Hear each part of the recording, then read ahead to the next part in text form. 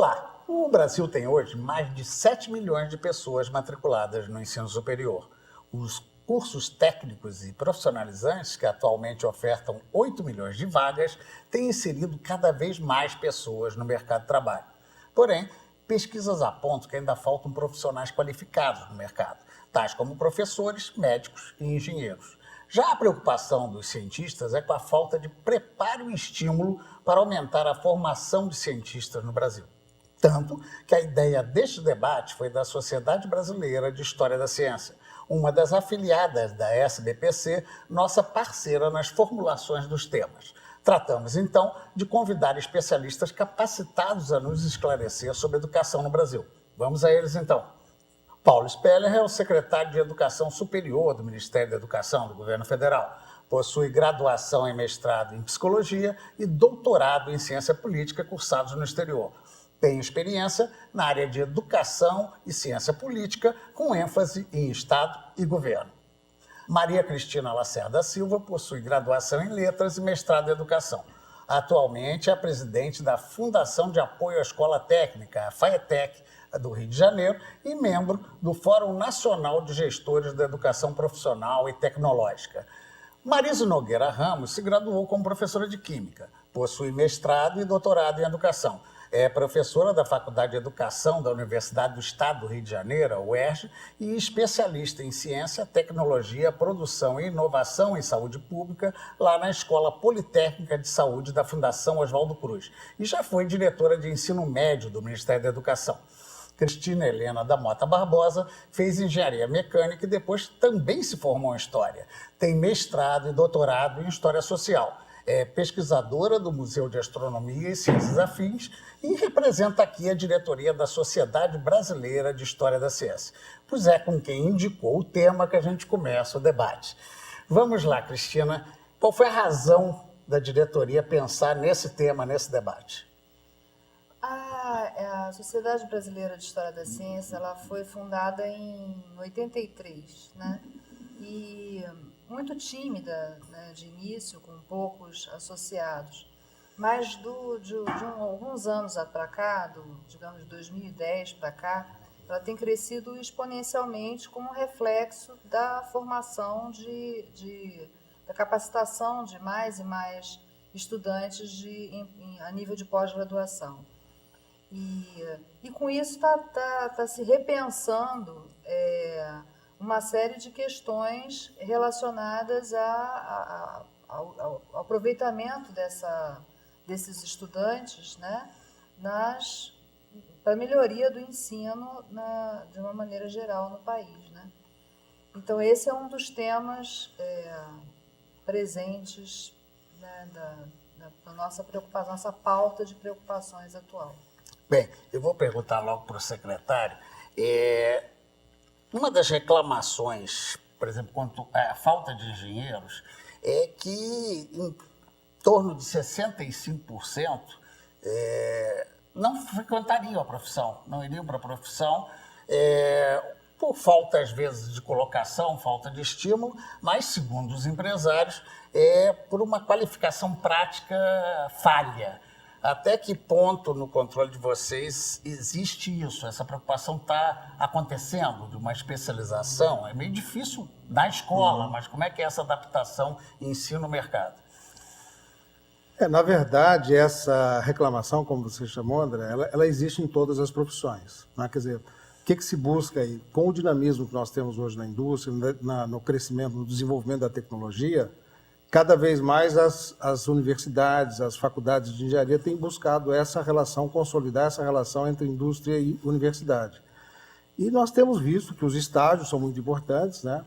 E nós temos avançado muito nesse aspecto, porque com o processo de internacionalização da educação, nós temos criado uma série de oportunidades para que os nossos estudantes, não só de engenharia, mas de outras áreas, mas principalmente das engenharias, eles tenham contato, inclusive, com a indústria, inclusive com a tecnologia em outros países. O exemplo é mais do que conhecido do programa Ciência Sem Fronteiras, que é um grande sucesso, né?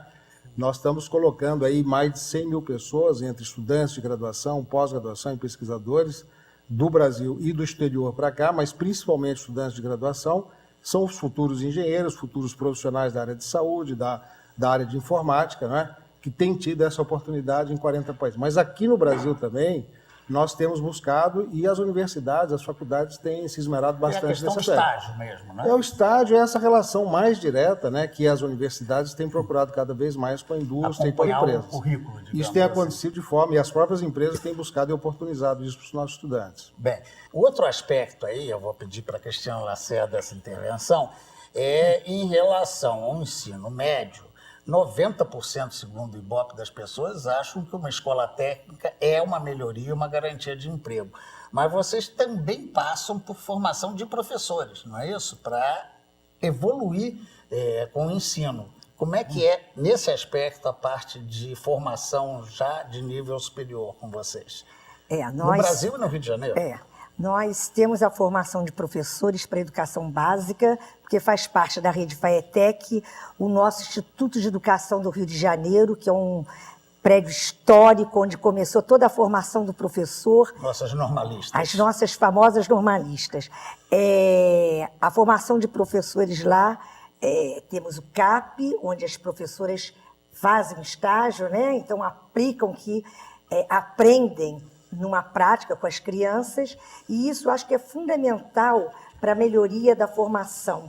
Eu acho que se a gente não investir numa formação em educação básica, daqui a uns anos a educação superior não vai ter aluno, porque ninguém vai conseguir chegar no nível superior. Então, a melhoria da educação básica. E a FAETEC, além dos grandes centros, que é o ISEPAM, em Campos, tem também o ISERJ e tem outras faculdades de educação em Itaperuna, Bom Jesus de Itabapuana. Bem, a senhora está falando do Rio de Janeiro. Agora, em termos nacionais, isso é uma prática igual? Está acontecendo também nos outros estados, esse tipo de preocupação e atuação? Sim, acho que melhor do que eu, o nosso secretário pode falar, mas a preocupação com a educação básica é uma preocupação nacional. Né? A qualidade do ensino no Brasil está para sair amanhã, parece o resultado do IDEB.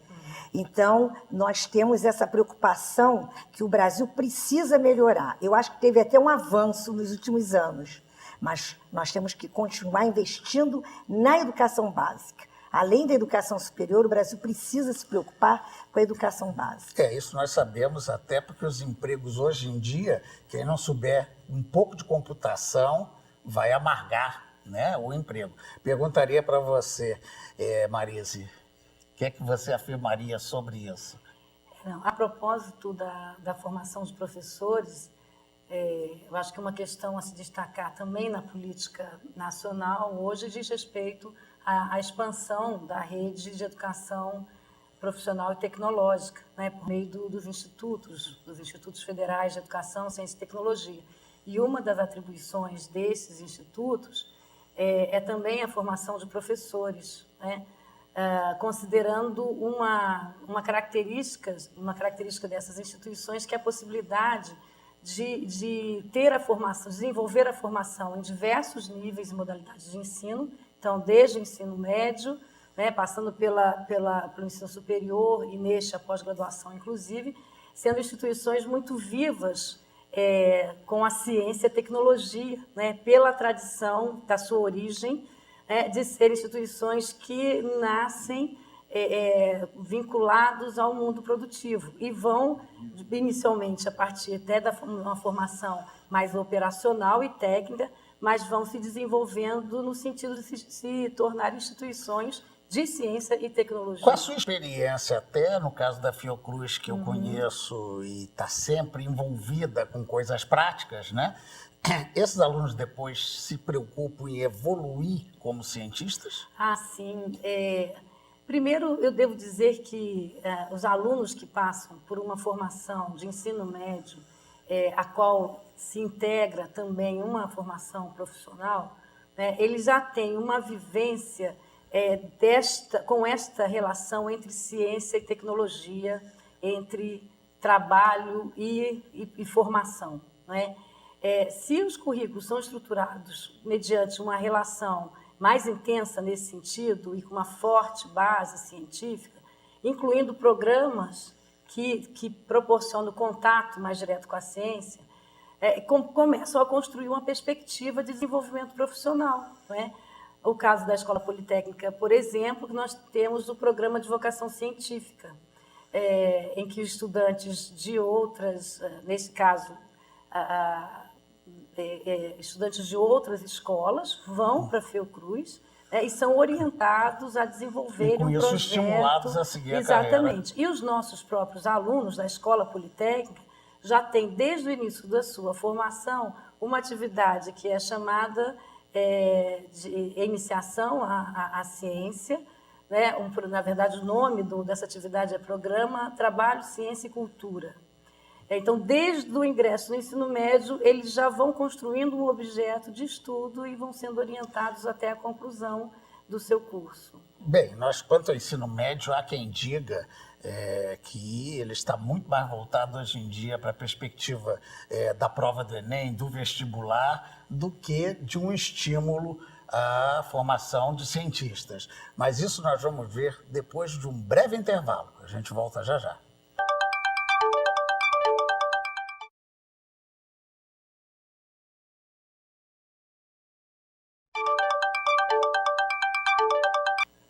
Voltamos com o nosso Tome Ciência. Hoje a gente debate aqui a questão educacional voltada também à formação de cientistas, à integração do formado com o mercado. E eu perguntaria então ao professor Paulo Spiller, secretário de Educação Superior, do MEC, se a gente já superou aquele estigma que ensino médio é preparação para vestibular, para a prova do Enem. Há um outro estímulo para seguir carreira? Olha, nós estamos presenciando agora, eu diria, uma revolução na formação técnica e tecnológica. A professora Maria Cristina certamente pode falar mais sobre o assunto. Mas acho que o destravamento que nós tivemos da expansão dos institutos federais de educação, ciência e tecnologia, não é? Que vem lá das escolas técnicas, depois do Cefet, não é? Que hoje são institutos federais com nível superior, o nível médio. Eles estão trazendo oportunidades extraordinárias para a nossa juventude.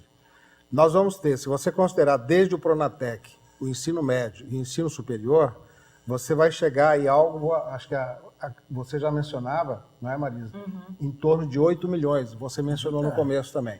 Quer dizer, é um número realmente superior muito... às matrículas. É praticamente o mesmo, porque 7 milhões é o censo de 2012. Se você for pegar a estimativa de hoje, vai dar mais ou menos isso. Só que no caso das universidades, nós estamos falando de ensino superior unicamente. Né? Mas a formação técnica, tecnológica, o mercado está demandando, os jovens querem, e o mais interessante é que, além de serem profissões extremamente interessantes e com possibilidades de desenvolvimento, são bem remuneradas. Percebe? Então, quer dizer, a meninada, a juventude, eles querem, estão pedindo, a sociedade quer, estão pagando bem, são carreiras interessantes, eventualmente ele pode até evoluir para um curso superior, né? Pode avançar para uma especialização, para uma pós-graduação. Quer dizer, as oportunidades hoje que nós temos no Brasil são absolutamente extraordinárias. Bem, aí agora, vamos para o período tem histórico. Só um momentinho que eu vou pedir a ajuda aqui da nossa outra Cristina, né, a Barbosa, que é da História da Ciência. Você começou a sua fala falando que houve um crescimento na área de História da Ciência, mas que preocupa vocês essa questão de colocação também, né? No caso de ensino de professores, há uma evasão. Os professores normalmente acabam não dando aula pela baixa remuneração. Como é que você vê essa questão? A preocupação, eu acho que desde o processo de institucionalização da História da Ciência como disciplina, vamos tomar o caso dos Estados Unidos, por exemplo, pós-Segunda Guerra, uma das metas desses profissionais, né, dedicados à História da Ciência era justamente dar um apoio ao ensino de ciências, melhorar a formação, não só estimular vocações científicas, mas melhorar a formação dos próprios cientistas. Eu diria que aqui no Brasil essa preocupação também existe desde o início, desde a criação da Sociedade Brasileira de História da Ciência, mas a gente tem, e é nesse sentido que essa mão de obra, que esses pós-graduandos podem contribuir para melhorar o ensino de ciências, eu diria, contextualizando os conhecimentos, as ciências da natureza, matemáticas, linguagens, que seja, num outro sentido, no sentido histórico, né? Mas tem uma outra coisa também, que é pensar sobre a ciência e a tecnologia de uma maneira crítica e pensar no Brasil. Como é que a gente costuma associar a pensamento científico, a originalidade do pensamento científico, sempre a Europa, Estados Unidos. Raras vezes, o caso do Instituto Oswaldo Cruz é uma exceção, né? A gente olha para o passado e encontra aqui, estou dizendo no senso comum, né? Uma produção, uma atividade científica que seja valorizada e que seja, inclusive, valorizada no espaço escolar, né? Então, é uma preocupação dos historiadores da ciência brasileiros e da América Latina também, mas no Brasil em particular, o resgate dessa trajetória, dessa tradição brasileira na produção do conhecimento científico. Bem, aí eu vou pedir a interferência da Marisa Ramos, que é lá da Escola Técnica, Politécnica, no caso da Fiocruz, e também especialista em professor de educação da UERJ. É meio, né, você falava até no intervalo, é meio difícil acompanhar a evolução tecnológica, né? A gente mesmo, quando mexe no computador, tem um programa novo, tem uma questão, a gente fica sempre correndo atrás disso. Você acha que esse é um problema também da relação mercado-formação? Eu não vejo como um problema por definição, né?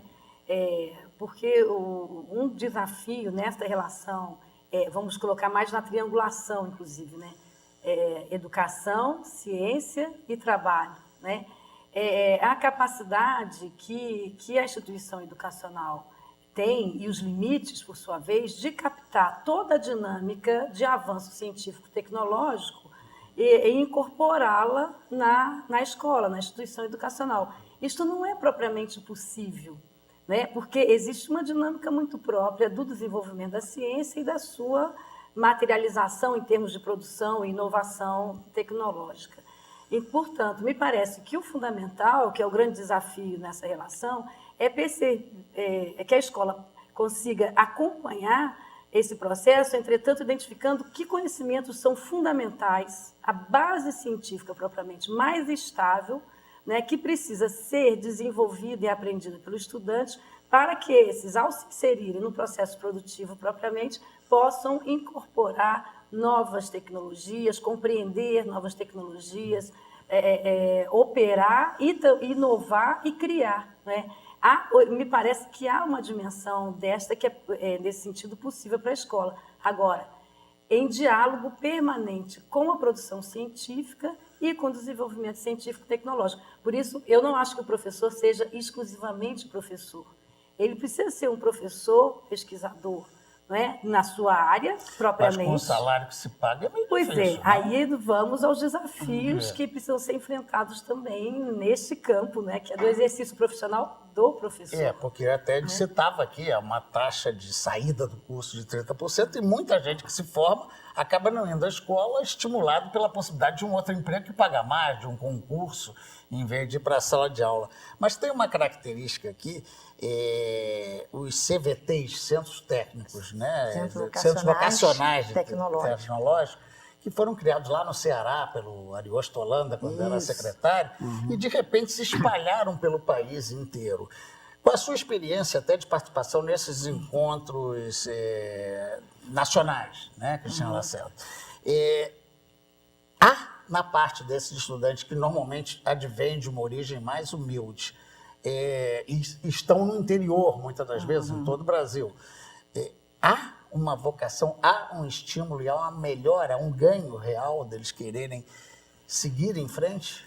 Com certeza. Os centros vocacionais tecnológicos, nós já temos 46 aqui no estado do Rio de Janeiro, no Brasil todo são 370. Quer dizer, o Rio de Janeiro, ele lidera junto com Minas Gerais. Minas Gerais tem 80 e poucos CVTs. É um projeto que foi incentivado, financiado pelo Ministério da Ciência e Tecnologia, e o Ariosto, quando criou esse projeto, ele queria popularizar a ciência. E ele conseguiu, porque não adianta, a produção só vai melhorar quando aquele trabalhador ele tiver acesso à ciência, à tecnologia, para ele poder ter uma empregabilidade. Então, como a Marisa falou, a escola, o centro, ele dá uma base científica. ele é muito bem equipado, ele tem laboratórios maravilhosos, de ponta, mas não dá para uma instituição pública acompanhar essa evolução. Então, o modelo, eu estive numa missão aqui do Estado, lá na Alemanha, que eu achei muito interessante, que é um sistema antigo e que tem muitos bons resultados, é o sistema dual alemão. Então, nós tivemos muitas trocas com o Ministério da Educação da Alemanha, eles vieram aqui também para o Rio de Janeiro, mas foi uma dificuldade enorme de nós implantarmos... O que é o sistema dual? O sistema dual, você estuda 2 dias na escola, pegando toda a base científica, teoria, e você fica 3 dias na empresa, nos laboratórios ao vivo, né? Usando toda a ferramenta, os equipamentos de ponta que uma empresa pode estar comprando e se atualizando sempre.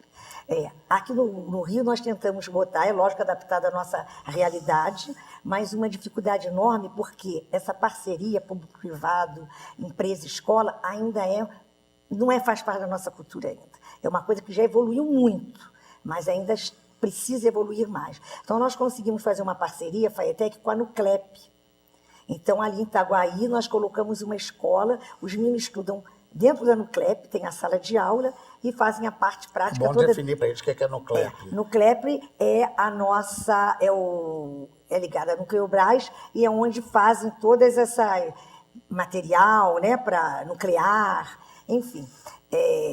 Então, os meninos estão lá no curso de mecânica, dentro da Nuclep, e têm tido excelentes resultados, saem todos empregados, né? A Gerdau mesmo empregou vários meninos que saíram lá da Nuclep. Então, essa parceria dá muito certo, mas não é tão fácil estabelecer. Eu queria pois não, Maria. Uma questão para a gente refletir também.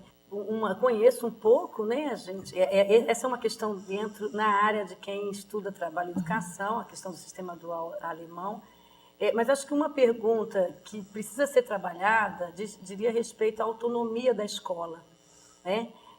Porque uma coisa é a relação propriamente, se estabelecer uma parceria no sentido de objetivos formativos, né? Outra coisa que não poderia acontecer, do meu ponto de vista, é o currículo escolar ser determinado, ou pautado ou influenciado pela empresa, né?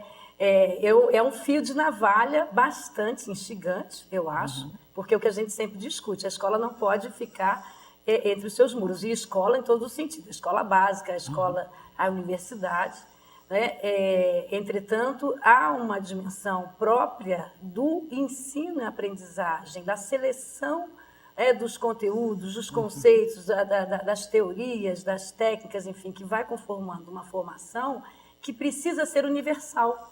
Ela não pode estar condicionada ou delimitada por alguma esfera, algum recorte, por exemplo, dentro da produção, seja das engenharias, da tecnologia da Petrobras, ou da tecnologia da Sadia, no caso de uma formação na área de alimentos. É preciso ter essa dimensão, né, essa preocupação universal. E eu acho que esse é um desafio fundamental. Bem, nós vamos retomar esse desafio já. Vamos fazer um pequeno intervalo. Eu vou voltar então com você, que já pediu para falar. Você, no caso, é a nossa Cristina Lacerda. Ela vai começar no próximo bloco a dar continuidade a esse debate.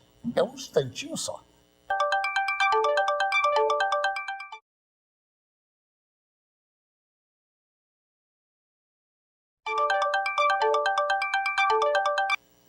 Voltamos com o nosso Tome Ciência, que hoje debate educação sob a ótica da integração com o mercado e também para a formação de cientistas. Nós contamos para isso com a presença do Paulo Speller, que é secretário de Educação Superior do MEC, da Cristina Lacerda, presidente da Fundação de Apoio ao Ensino Técnico.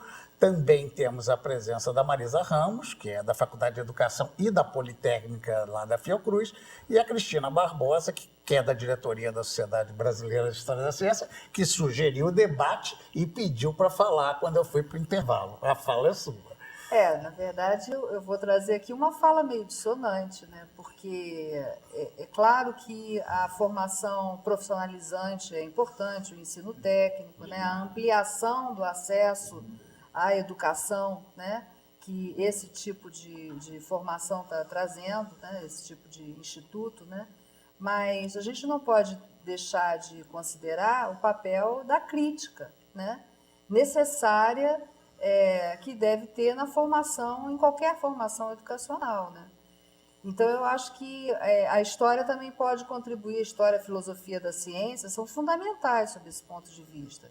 Quer dizer, a gente está formando para o mercado, tem que ter uma visão crítica sobre isso, né? É importante? É importante. Agora, será que mesmo no caso das escolas técnicas que visam formar técnicos de laboratório, que visão de ciência ou de cientista que está se reproduzindo nessas instituições? Essa é uma preocupação nossa. É uma visão mitificada, idealizada, né? Ela, a meu ver, ela vai continuar reproduzindo desigualdade. Bem, aí o secretário já pediu o Paulo Spiller aqui para falar, já me deu um toquezinho aqui, que é a sua observação. Não, eu acho que a Cristina tem razão, eu concordo com ela. Quer dizer, quando a gente fala que há uma formação sintonizada com o processo de desenvolvimento do país, realmente há uma demanda que a gente percebe, que é importante, que acontece. Agora, nós temos tido uma preocupação muito grande no Ministério da Educação, e isso se reflete nos estados, né, nos CVTs, nas escolas técnicas, que sob diferentes formatos existem também nos estados, essa formação para a cidadania. Né? Ele é um técnico, ele é um tecnólogo que está sendo formado, amanhã é um engenheiro, né? Mas ele tem que ter também essa preparação para ele se enxergar como é que ele se insere no processo de desenvolvimento do país, de superação da pobreza, da miséria, né, as desigualdades regionais.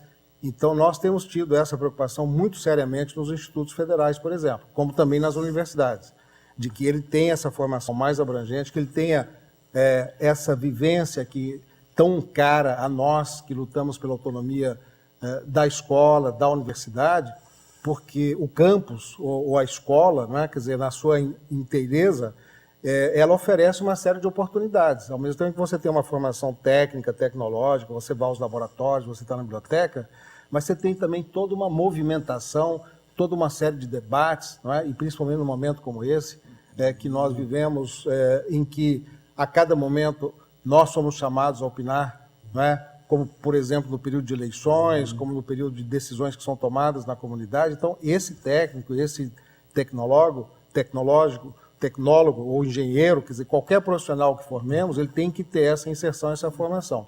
E eu acredito que, no caso dos institutos federais, com toda certeza, isso está sendo buscado, até porque eles têm uma autonomia que permite essa inserção não só no setor produtivo, mas também na comunidade, enfim, o entorno do instituto. Eu poderia dizer e perguntar para nossa Cristina Lacerda que isso se equipara um pouco àquela velha discussão da pesquisa básica ou da pesquisa aplicada para a inovação. Isso que o secretário colocou é bem pertinente e é a preocupação da FAETEC. Tanto que os nossos cursos de tecnólogo, no currículo do curso, no plano de curso, colocamos filosofia, história da educação profissional, para eles terem uma conscientização de como era vista a educação profissional, como ela evoluiu. Tem noções de sociologia, então coisas que não um tecnólogo em meio ambiente, um tecnólogo em TI, todos eles têm o que a gente chama de humanizar o currículo do tecnólogo e não dar puramente ciência e tecnologia sem ver essa parte da ciência humana, da filosofia. A visão então, crítica que a outra Cristina falou. Além disso, eu quero deixar claro aqui, por exemplo, o curso da Nuclep, como eu falei, o sistema dual é muito difícil para a nossa implantar no Brasil por causa dessas dificuldades que as empresas ainda têm de receber, mas os nossos cursos, só os subsequentes, que é o pós-médio, né, antigo, que nós fizemos esse desenho. Os nossos cursos, todos técnicos, são integrados, nós temos um corpo docente, né, temos 260 doutores e mestres nas nossas escolas, então o ensino médio integrado com essa preocupação de desenvolver o senso crítico, a visão de mundo, uma visão política. Isso a FAETEC é muito rica no seu currículo. E eu acho essencial na formação do trabalhador, né? A Marisa pediu para falar, mas eu já vou enfiar mais uma provocaçãozinha para a sua fala. Essa relação da empresa, né, de exigir ou de querer um profissional, de preferência ultra preparado, esbarra numa situação real que é o pouco destino de dinheiro que essas empresas dão à pesquisa. Né? Hoje em dia, a pesquisa no Brasil é financiada basicamente pelo dinheiro público, pelo Estado e pelas universidades que também são dinheiro público. Quer dizer, se você quer ter um profissional bem preparado, ele podia investir num curso de especificação. Qual é a sua visão aí? O que é que você queria falar? Então, que eu vai por aí, né? Eu acho que a primeira questão foi Cristina que me chamou a atenção, diz respeito à concepção de ciência, né? Então, quando ela diz que ciência está sendo ensinada, ou que compreensão, que concepção da ciência. A nossa tradição tem um pouco da ciência, um certo mito da neutralidade científica, não é? Então, o mito da neutralidade científica, no sentido, então, de que a ciência é boa, qualquer ciência é boa, qualquer tipo de produção de conhecimento, qualquer conhecimento científico produzido é válido, é necessário, vai atender a alguma finalidade universal. E a gente sabe que não é bem assim, né? Tanto que quando você traz a questão das empresas e essa relação com os recursos públicos, ora, o financiamento das pesquisas é dado em razão de interesses que a sociedade formula e que, de alguma maneira, são captados pelo poder, né, pelas instâncias que dirigem o processo de produção científica e, nesse sentido, direcionam de alguma maneira. Mas fazer a pergunta, mas por que esse tipo de pesquisa? Para quê? Para quem? E isso pode ser desenvolvido, esse senso crítico, com os instrumentos teóricos, intelectuais, né, apropriados desde a educação básica. Então, eu quero devolver uma pergunta para a Cristina, né, no que diz respeito à nossa formação como professores das ciências de uma maneira geral, né, seja ciências físicas ou sociais, porque a questão da história passa um pouco ao largo, especialmente nas ciências físicas. E tiro isso da minha experiência como professora de Química. Estudei Química desde os 15 anos, porque fiz curso técnico de Química também. E só fui ser despertada para a dimensão histórica do conhecimento da Química na pós-graduação. Enquanto isso, já tinha formado alguns adolescentes no ensino médio. Bem, a provocação feita, no caso, para a Cristina da História da Ciência, e depois o nosso secretário pediu para falar. Então, vamos primeiro a provocação para seguir a linha, e depois o secretário interfere. Eu acho que a falta de uma abordagem contextualizada, mas contextualizada nesse sentido, histórica, no ensino de ciências, das ciências física, química, biologia, acaba afastando, né, assustando os alunos, né, e esmagando qualquer possibilidade de vocação científica, né? Então, eu acho que, quer dizer, quando você aprende o conhecimento, aqueles conhecimentos fragmentados, as teorias fragmentadas, né, fica difícil fechar o quebra-cabeça, né, na cabeça dos alunos. Então, a importância agora não é qualquer história, né? Tem que ser uma história dos acontecimentos não vai suprir essa falta. Então, eu acho que isso tem que ser feito com cuidado também. Não é tão simples assim, simplesmente colocar uma disciplina de História da Ciência num curso de matemática, num curso vai resolver o problema. Não vai resolver, né? Mas talvez não ajude, desculpe, talvez não ajude a resgatar aquela história que vem de que todas as descobertas científicas são um sonho, um prazer da descoberta? Talvez de uma maneira mitificada, né? Que eu acho que não é o objetivo, né? O objetivo justamente é mostrar o quanto o conhecimento está ligado ao poder, sim. Né? Está ligado no caso da ciência moderna, intimamente ligado desde a base com a indústria, né? Com um modo de produção, para falar de uma maneira bem antiquada, né? Capitalismo, né? Capitalista.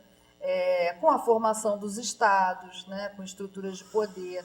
Então, eu acho que isso não significa tirar o prazer. Acho que as coisas podem ser feitas de uma maneira combinada, né? Você, ao mesmo tempo... Porque quando você fala dos criadores do passado, de alguma maneira isso vem à tona. Né? Mas todos eles, se você for ler Newton, Galileu, enfim, você vai ver lá, Newton, por exemplo, você começa a ler os Princípios, né? Está lá escrito, né? O conhecimento que eu vou produzir é para ser aplicado, sim, né? E, no entanto, é o pai da física moderna, né? Bem, antes da gente ir para o intervalo, o secretário pediu para falar, eu vou respeitar. Vamos lá. Bom, André, veja, eu queria trazer dois elementos aqui para essa discussão que eu acho que podem ajudar um pouco.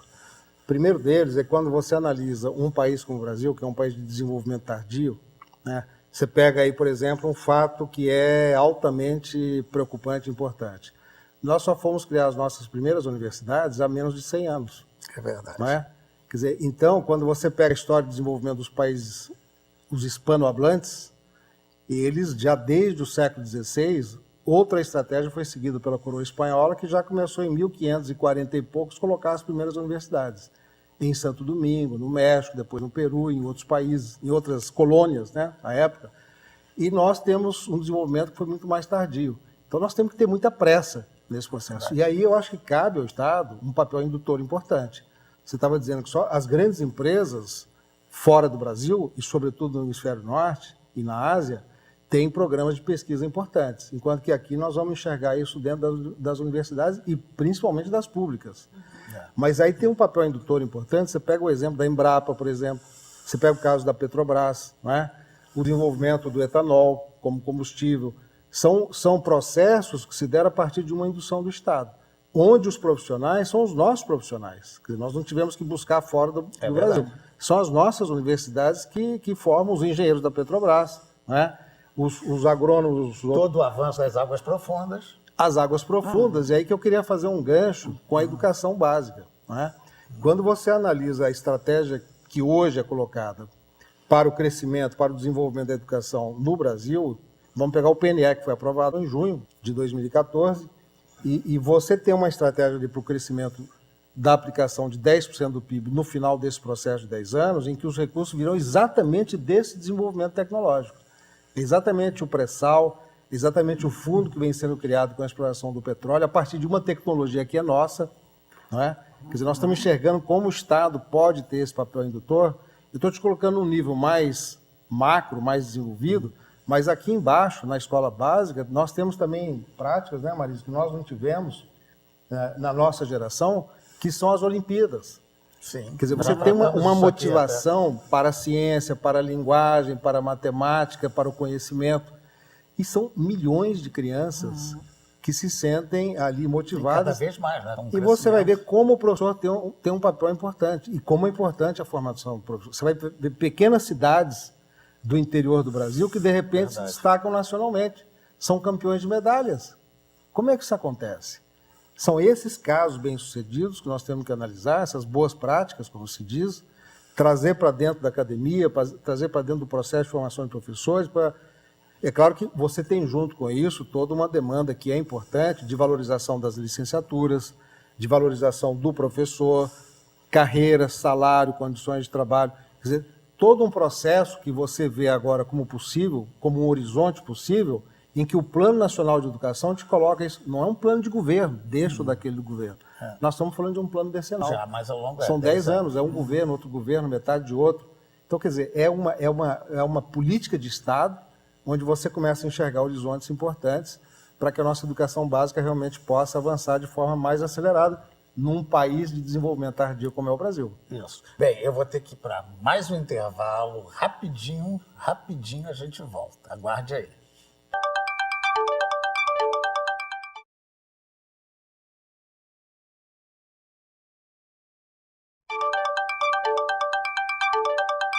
Voltamos com o nosso Tome Ciência, que hoje discute aspectos da educação voltados à formação profissional e à qualificação de professores e de pessoas que se interessem por uma carreira científica. Para isso, nós contamos aqui com a presença do Paulo Spiller, que é o secretário de Educação Superior do Ministério da Educação, da Cristina Lacerda, presidente da Fundação de Apoio ao Ensino Técnico, a FATEC do Rio de Janeiro, mas que também participa de fóruns nacionais, tem uma visão mais ampla disso, a Amarise Ramos, da Faculdade de Educação da UERJ e da Escola Politécnica da Fiocruz, e a Cristina Barbosa, diretoria lá da Sociedade Brasileira de História da Ciência, que foi quem sugeriu o tema.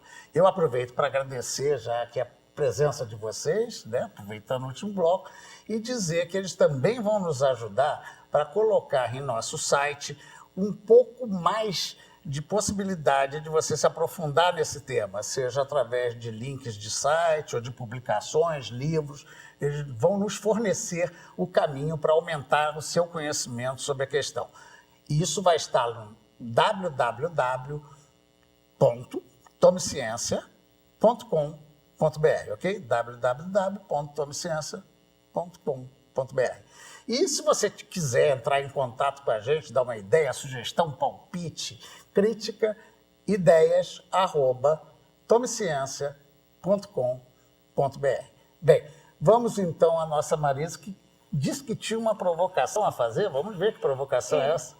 Na verdade, olhando para o nosso debate agora, eu me apercebo que nós começamos a falar dos melhores espaços de formação.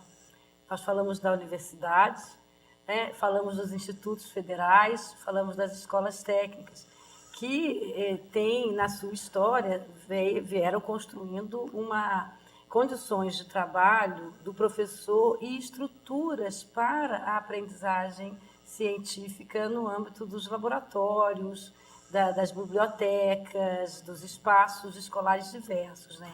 E estava aqui pensando, até porque o secretário também falou das boas experiências lá naquele município, não sei aonde, né? Mas aí a gente transita por muitas escolas e aí elas não têm laboratório, elas não têm biblioteca, elas não têm quadra de esporte, elas não têm salas de informática. Você está falando de que nível? Do ensino médio, desde o ensino fundamental ao ensino médio, né? As escolas que não são os institutos federais, que não são as escolas técnicas, né? Isso não, essa realidade, quer dizer, não é necessariamente chorar, né? A falta de financiamento, até porque há um processo político que tem buscado enfrentar este quadro. Mas pensarmos na formação científica sem os espaços adequados é bastante difícil. Claro que há processos, um depoimento muito rápido, quando estava no Ministério da Educação, nós fizemos um edital para incentivar a práticas inovadoras no âmbito do ensino das ciências por escolas das redes estaduais. E a escola que apresentou um trabalho brilhante era uma escola de município pequeno do Piauí, em que os professores trabalhavam com recursos muito precários, inclusive sucatas e materiais reciclados, e um processo de ensino-aprendizagem muito rico dos seus estudantes. Quer dizer, é o extremo oposto. Mas daí a gente pode ver, se os nossos professores são criativos, né? E se, por outro lado, nós tivéssemos boas condições, talvez essa corrida aí sobre a qual o secretário falou, né, talvez nós pudéssemos enfrentar em melhores condições. Né? Eu vou aproveitar a sua citação do nosso secretário para indagar dele como é que é o quadro real, já que o senhor está aí com papel, com dados. Realmente faltam professores? Aonde? Por quê? Veja, André, eu vou voltar um pouquinho lá no Ceará, acho que alguém mencionou o Ceará, acho que foi você. Não, né? O Ariosto, que era da Secretaria Pois do estamos Ceará, falando dos CVTs e falando do Ariosto Holanda. Eu, por acaso, estive no Ceará durante quase 5 anos implantando uma nova universidade federal e convivi muito com ele, com essa experiência. E o que eu enxerguei no Ceará? Eu que sou do Sudeste, de Minas Gerais, né, que nunca morei no Nordeste, e de repente me deparei com um estado onde há um comprometimento do governo do estado, das prefeituras, a partir do trabalho que o governo do estado vem fazendo, e você vê um processo de melhoria constante. Pode tomar o IDEB, pode tomar qualquer outro indicador das avaliações que nós temos para a escola básica, você vai ver uma evolução. Tome o caso de Sobral, quer dizer, uma cidade de porte médio no interior do Nordeste, que vem se destacando nacionalmente a partir de um trabalho, de um comprometimento da prefeitura, da sociedade, do governo do estado. Quer dizer, você começa a ver que é possível, porque esse quadro que a Marisa coloca, ele é real, não é? Mas você tem hoje uma gama de possibilidades que são colocadas, para não repetir aqui o PNE, que abre a perspectiva de 10% do PIB, e é um processo que nós temos que construir, não basta ter o dinheiro, nós temos que saber o que nós queremos fazer com esse dinheiro, não é? E eu acho que cada vez mais nós sabemos, então é esse comprometimento que é importante. Você começa a ver, por exemplo, nós falamos aqui muito eu vou pegar o caso das licenciaturas, só para dar uma ideia geral. Vamos pegar aqui, eu vou pegar 10 anos, de 2002 a 2012. Você pega o caso das universidades federais, as vagas saltaram de 19 mil para 66 mil. 19 mil para 66 mil. Nas privadas, também tivemos um crescimento de 144 mil vagas para 231 mil vagas. Não é? Nas estaduais, o crescimento não é tão expressivo. Já tem 59 mil vagas e mantém estas 59 mil vagas. Eu vou te dar um dado que me surpreendeu enormemente em alguns estudos que nós estamos fazendo dentro da CESU, da Secretaria de Educação Superior, juntamente com o INEP. Não é? A partir dos censos da educação básica, você tem acesso a esses dados. E nós nos deparamos com o seguinte: hoje nós temos, em matemática, que é uma disciplina emblemática, não é? Até o mito da matemática de que só aqueles bem dotados de convocação é que poderiam. Veja bem, nós temos hoje 72 mil professores de matemática com formação superior ou não, e a maioria tem formação superior, que estão atuando na escola básica brasileira. Quer dizer, de certa forma, são esses 72 mil que estão dando conta das demandas que a escola coloca. Claro que com todas as precariedades e dificuldades que a Marisa mencionava. São suficientes para São suficientes na medida em que eles, em alguns casos, estão trabalhando mais de um turno, em mais de uma escola, em mais de um município. Não é? Alguns têm formação em outras áreas, alguns dão aulas de matemática e dão algumas outras disciplinas, mas, numericamente, e muita gente pensa, vai dizer assim, faltam professores de matemática no Brasil. Por isso... Essa coisa sempre E aí nós fomos atrás dos dados de formação. E qual não foi a nossa surpresa? Se você pegar o período de 1990 a 2012, nós formamos 167 mil licenciados em matemática em nível superior, licenciatura plena. Quer dizer, onde é que estão esses professores? Esses outros 90. Porque nós temos 72 mil, cerca de 20% desses, inclusive, não tem formação em matemática. E não tem formação superior. Onde é que estão esses 167 mil que nós formamos? Esse excedente. E aí o que nós enxergamos? Nós estamos formando, eu mostrei aqui os dados das vagas ofertadas, estão crescendo, não é? Estamos formando mais, mas eles não se sentem suficientemente motivados para a carreira docente como ela é colocada hoje. Nós já começamos a enxergar algumas diferenças. A mobilização dos professores, da sociedade, tem levado a uma progressiva valorização do professor, da escola, em algumas unidades da federação, o salário, as condições de trabalho, a escola integral que cada vez mais vem ocupando um espaço importante, que é uma meta do PNE, inclusive. Não é? Então, é um horizonte que se coloca, onde você tem essa perspectiva de este professor que nós já estamos formando ser mobilizado para esse trabalho. E assim nas outras áreas, língua portuguesa, a física, que é o grande tabu, onde realmente faltam professores. E aquele tabu de que a física não está acessível ao mais comum dos mortais, o que não é verdade. Não é?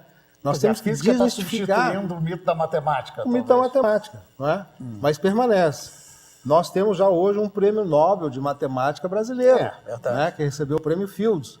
E é um jovem, um rapaz jovem, que está mostrando que a matemática é o trabalho que o INPA fez, o Instituto da Matemática Pura e Aplicada, uma experiência de grande sucesso no Brasil. Então, quer dizer, esse reconhecimento internacional, inclusive, nos mostra o quê? Nós podemos.